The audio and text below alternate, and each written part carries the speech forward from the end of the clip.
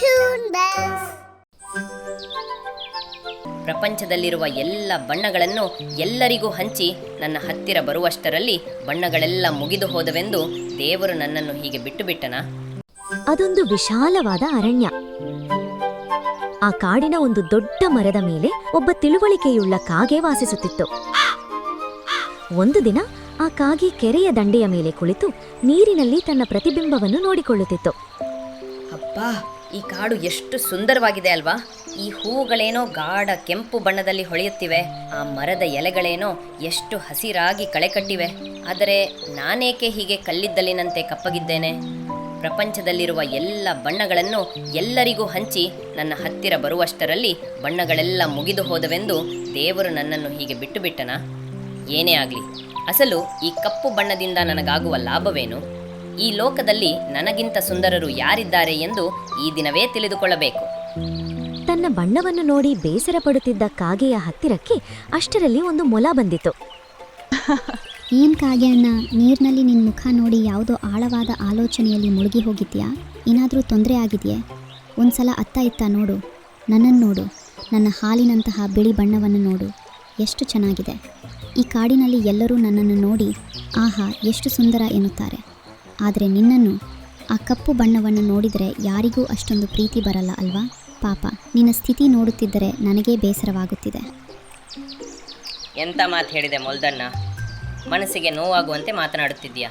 ಕಪ್ಪು ಕೂಡ ಒಂದು ಬಣ್ಣವೇ ಅಲ್ವಾ? ಅದು ಕೂಡ ದೇವರು ಕೊಟ್ಟಿದ್ದೇ ಅಲ್ವಾ? ಆದರೆ ನಿನ್ನ ಮಾತು ಕೇಳುತ್ತಿದ್ದರೆ ನನ್ನ ಮೇಲೆಯೇ ನನಗೆ ಅನುಮಾನ ಬರುತ್ತಿದೆ. ನಿಜವಾಗಿಯೂ ನಾನು ಅಷ್ಟು ವಿಕಾರವಾಗಿದ್ದೇನೆಯೇ? ನನ್ನ ಬಣ್ಣ ಅಷ್ಟು ಕೆಟ್ಟದಾಗಿದೆಯೇ?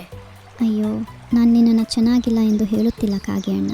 ನಿನ್ನ ಕಪ್ಪು ಬಣ್ಣಕ್ಕಿಂತ ನಿನ್ನಲ್ಲಿರುವ ಬುದ್ಧಿವಂತಿಕೆ, ಚಮತ್ಕಾರ ಬಹಳ ಚೆನ್ನಾಗಿವೆ. ಬಣ್ಣ ಇಲ್ಲದಿದ್ದರೆ ಏನಂತೆ, ಬುದ್ಧಿ ಇದೆಯಲ್ಲ. ಹೀಗೆ ಹೇಳಿ ಮೊಲ ಅಲ್ಲಿಂದ ಹೊರಟು ಹೋಯಿತು. ಹೌದಲ್ವಾ? ಎಲ್ಲರೂ ನನ್ನನ್ನು ನೋಡಿ ಯಾಕೆ ಹೀಗೆ ಅನ್ನುತ್ತಾರೆ? ನಾನೇಕೆ ಎಲ್ಲರಂತೆ ಬಣ್ಣ ಬಣ್ಣವಾಗಿಲ್ಲ? ಸರಿ, ನಾನು ಈ ಇಡೀ ಕಾಡನ್ನು ಸುತ್ತುತ್ತೇನೆ. ಈ ಪ್ರಪಂಚದಲ್ಲಿ ಎಲ್ಲರಿಗಿಂತ ಹೆಚ್ಚು ಸಂತೋಷವಾಗಿ, ಸುಂದರವಾಗಿ ಯಾರು ಇದ್ದಾರೆ ಎಂದು ಇಂದೇ ಪತ್ತೆ ಹಚ್ಚುತ್ತೇನೆ. ಕಾಗೆಯು ತನ್ನ ರೆಕ್ಕೆಗಳನ್ನು ಬಡಿಯುತ್ತಾ ಆಕಾಶಕ್ಕೆ ಹಾರಿತು. ಕಾಡಿನಲ್ಲಿ ಹಾರಾಡುತ್ತಿರುವಾಗ ಕೆಳಗೆ ಕೆರೆಯಲ್ಲಿ ಮುತ್ತಿನಂತೆ ಬಿಳಿಯಾಗಿ ಹೊಳೆಯುತ್ತಿದ್ದ ಹಂಸ ಕಾಣಿಸಿತು. ಕಾಗೆ ಮೆಲ್ಲನೆ ಕೆಳಗಿಳಿದು ದಂಡೆಯ ಮೇಲೆ ಕುಳಿತುಕೊಂಡಿತು. ಹಂಸಕ್ಕ, ನೀನು ನೀರಿನಲ್ಲಿ ಮುತ್ತಿನಂತೆ ಎಷ್ಟು ಬಿಳಿಯಾಗಿ ಹೊಳೆಯುತ್ತಿದ್ದೀಯಾ ನೋಡು. ನಿನ್ನನ್ನು ನೋಡುತ್ತಿದ್ದರೆ ಕಣ್ಣು ತಿರುಗಿಸಲು ಸಾಧ್ಯವಾಗುತ್ತಿಲ್ಲ, ಅಷ್ಟು ಮುದ್ದಾಗಿ ಕಾಣುತ್ತಿದ್ದೀಯಾ. ನಿನ್ನ ಜೀವನ ಯಾವುದೇ ತೊಂದರೆಯಿಲ್ಲದೆ ಎಷ್ಟು ಸುಖವಾಗಿ, ಪ್ರಶಾಂತವಾಗಿ ಸಾಗುತ್ತಿದೆ ಅಲ್ವಾ? ಯಾವುದೇ ಬಣ್ಣವಿಲ್ಲದ ನನಗಿಂತ ಈ ಪ್ರಪಂಚದಲ್ಲಿ ನೀನೇ ಎಲ್ಲರಿಗಿಂತ ಸುಖಿಯಾದ ಪಕ್ಷಿ ಅಲ್ವಾ ಹಂಸಕ್ಕ? ಅಲ್ಲ ಕಾಗೆ ಅಣ್ಣ, ನೀನು ತಪ್ಪು ತಿಳಿದುಕೊಂಡಿದ್ದೀಯಾ. ಹೊರಗೆ ಕಾಣುವ ಈ ಬಿಳಿ ಬಣ್ಣ ನೋಡಿ ನೀನು ನನ್ನನ್ನು ಹೊಗಳುತ್ತಿದ್ದೀಯಾ. ಆದರೆ ನನ್ನ ಕಷ್ಟಗಳೇನು ಎಂದು ನನಗೆ ಗೊತ್ತು. ಈ ಬಿಳಿ ಬಣ್ಣದ ಕಾರಣ ನಾನು ದೂರದಲ್ಲಿದ್ದರೂ ಶತ್ರುಗಳಿಗೆ ತಕ್ಷಣ ಕಾಣಿಸಿಬಿಡುತ್ತೇನೆ. ಯಾವಾಗಲೂ ಪ್ರಾಣಭಯದಿಂದ, ಎಚ್ಚರಿಕೆಯಿಂದ ನೀರಿನಲ್ಲಿ ಅಡಗಿ ಕುಳಿತುಕೊಳ್ಳಬೇಕಾಗುತ್ತದೆ. ಹೌದಾ? ಬಿಳಿಯಾಗಿದ್ದರೆ ಇಷ್ಟೊಂದು ಕಷ್ಟಗಳಿವೆಯೇ? ನಾನು ಅಂದುಕೊಂಡೇ ಇರಲಿಲ್ಲ. ಆಗಲೇ ಮೊಲದಣ್ಣ ಸಿಕ್ಕಿದ್ದ. ಅವನು ಮಾತ್ರ ತನ್ನ ಬಿಳಿ ಬಣ್ಣ ಬಹಳ ಶ್ರೇಷ್ಠವೆಂದು, ಸುಂದರವೆಂದು ನನ್ನನ್ನು ತುಂಬಾ ಚುಡಾಯಿಸಿದನಲ್ಲ. ಮೊಲ ನೆಲದ ಮೇಲೆ ಇರ್ತಾನೆ. ಏನಾದರೂ ಅಪಾಯ ಬಂದರೆ ಪೊದೆಗಳಲ್ಲಿ ನುಗ್ಗಿ ಅಡಗಿಕೊಳ್ಳುತ್ತಾನೆ.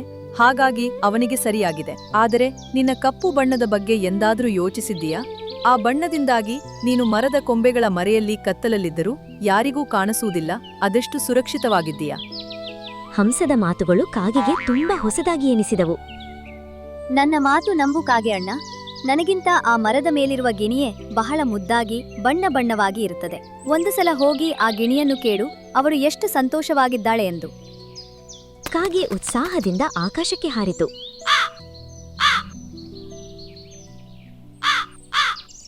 ಆಮೇಲೆ ಒಂದು ಪೇರಲ ಮರದ ಮೇಲಿದ್ದ ಗಿಣಿಯ ಹತ್ತಿರಕ್ಕೆ ಹೋಯಿತು.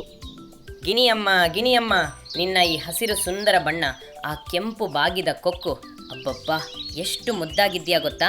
ನಿನ್ನನ್ನು ನೋಡಿ ಈ ಕಾಡೇ ಮೆಚ್ಚಿಕೊಳ್ಳುತ್ತದೆ. ನಿನ್ನ ಅಂದಕ್ಕೆ, ಬಣ್ಣಕ್ಕೆ ಸಾಟಿಯೇ ಇಲ್ಲ.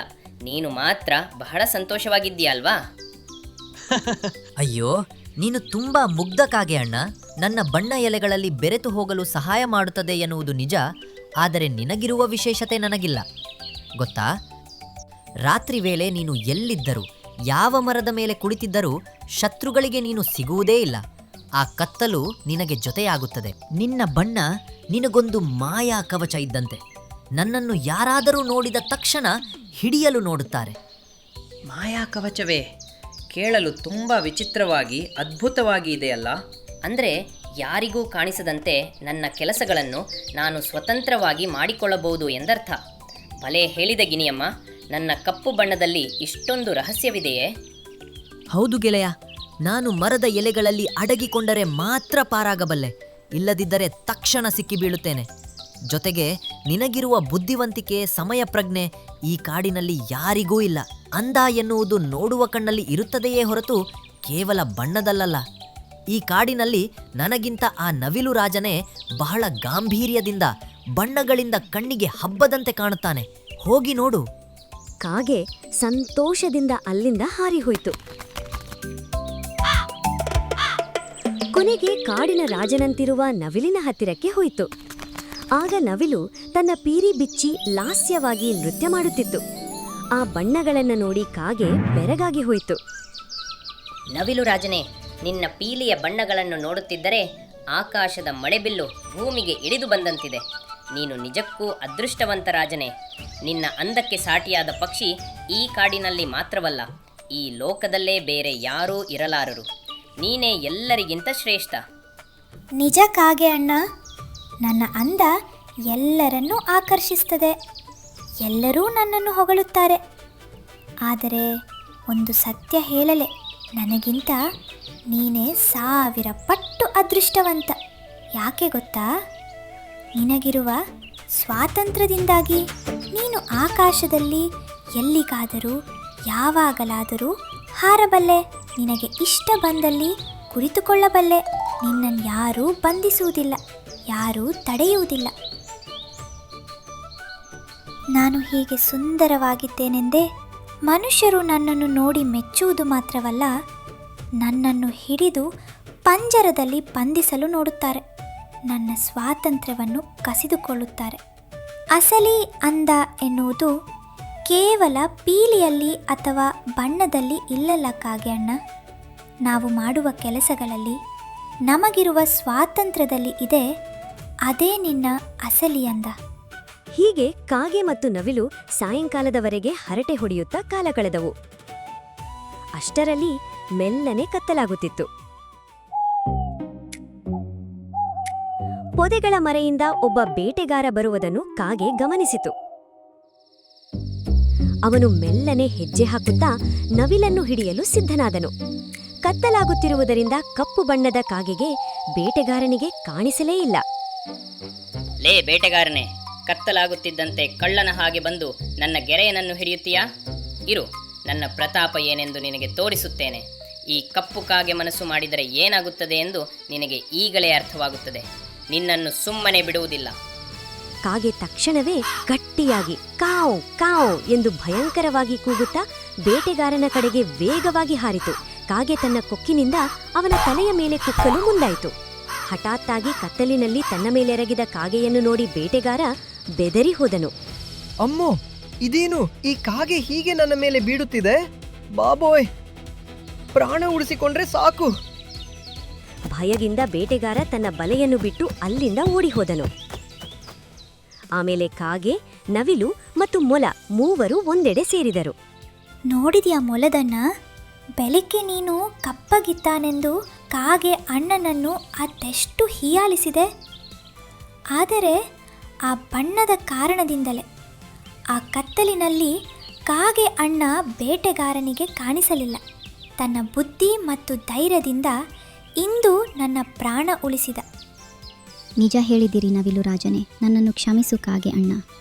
ಬಣ್ಣ ಮುಖ್ಯವಲ್ಲ, ಸಮಯಕ್ಕೆ ಬರುವ ನಿನ್ನ ಗುಣ, ಬುದ್ಧಿಯೇ ಎಲ್ಲಕ್ಕಿಂತ ಶ್ರೇಷ್ಠ ಎಂದು ಇಂದು ನನಗೆ ಬುದ್ಧಿ ಬರುವಂತೆ ತಿಳಿದುಕೊಂಡೆ. ನೀನು ನಿಜಕ್ಕೂ ಗ್ರೇಟ್. ಕಾಗೆಯು ತನ್ನ ಕಪ್ಪು ಬಣ್ಣದ ಬಗ್ಗೆ ಹೆಮ್ಮೆ ಪಡುತ್ತಾ ಸಂತೋಷದಿಂದ ಆಕಾಶಕ್ಕೆ ಹಾರಿಹೋಯಿತು.